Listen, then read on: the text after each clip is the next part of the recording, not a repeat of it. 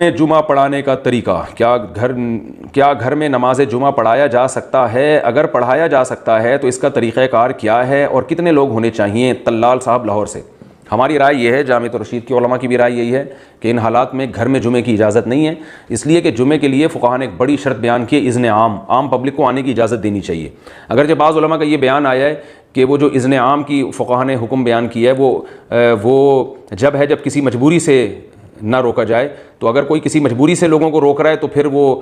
شرط کی مخالفت سے جمعہ جائز ہو جائے گا۔ تو گھر میں چونکہ محدود جگہ ہوتی ہے اس لیے روکا جاتا ہے، تو اس لیے اس میں جمعہ جائز ہوگا، لیکن یہ ہمارے رائے میں یہ دلیل صحیح نہیں ہے، اس لیے کہ فقہاء نے تو علی الاطلاق ایک چیز بیان کی ہے، اور ظاہر ہے روکا جو لوگوں کو جائے گا تو کوئی نہ کوئی وجہ تو ہوگی نا، بلا وجہ تو کوئی بھی نہیں کسی کو روک سکتا۔ تو گھروں میں کیونکہ اذن عام نہیں ہوتا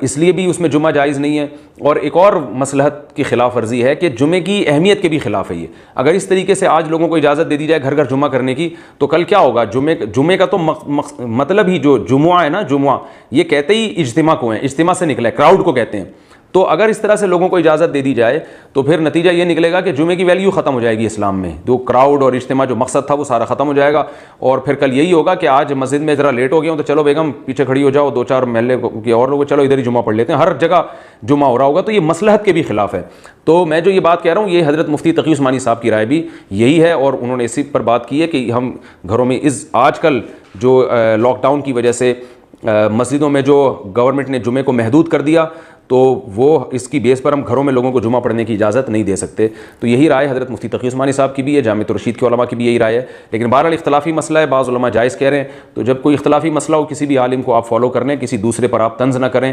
اس کی تضحیق نہ کریں، جو ہے نا توہین نہ کریں، کسی کی بھی رائے پر عمل کریں۔ ہماری رائے یہی ہے کہ گھر میں جمعے کی اجازت نہیں ہے۔ ہاں ایک اشکال ہوگا کہ پھر مسجد میں بھی تو اذن عام نہیں ہے، کہ حکومت نے کہا ہے کہ 5-6 آدمیوں سے زیادہ نہ ہو مسجد میں، تو یہ اگرچہ اذن عام نہیں ہے لیکن وہ گورنمنٹ نے چونکہ فیصلہ کیا ہے کہ مسجدوں میں جمعہ ہوگا، تو جو شرط اجتہادی ہوتی ہے نا وہ گورنمنٹ کے یعنی اذن سلطان کی وجہ سے وہ شرط پھر کل عدم ہو جاتی ہے۔ تو کیونکہ گورنمنٹ کا فیصلہ ہے تو گورنمنٹ کے فیصلے کی وجہ سے مسجد میں جمعے کی اجازت ہوگی۔ یہ ایک فقہی باریکیاں ہیں جو عام لوگ نہیں سمجھتے۔ خلاصہ یہی ہے،